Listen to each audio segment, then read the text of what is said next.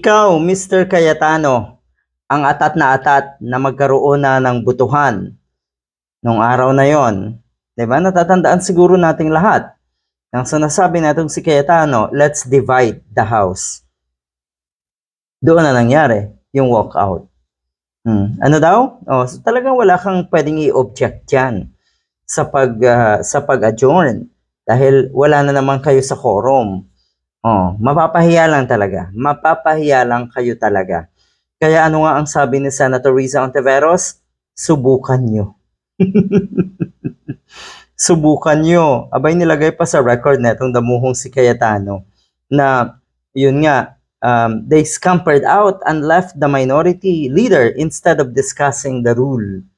Siguro naman ay hindi ka, or siguro naman ay alam mo na nalamangan kayo, naisahan kayo ng minority. Kaya nga nagpaiwan si dating Senate President Tito Soto dahil siya yung mag-a-adjourn. Alam mo yan, naisahan kayo.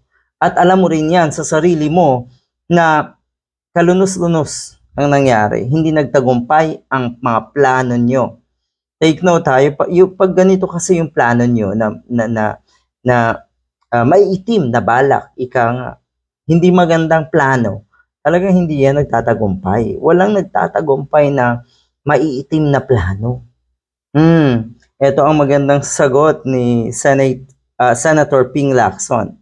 The Senate President, or Mr. Senate President, we quietly walked out because you scampered out of our rules and wanted to divide the House while we were still debating. Kasi simula pa lang ng debate. Pero gusto agad na itong si Cayetano natapusin. Ngayon, kayo ang tinapos ng minority. Nako, anong sinasabi na itong si Cayetano? Grade 13 daw sila. Talaga lang. Sa kangkungan kayo babagsak.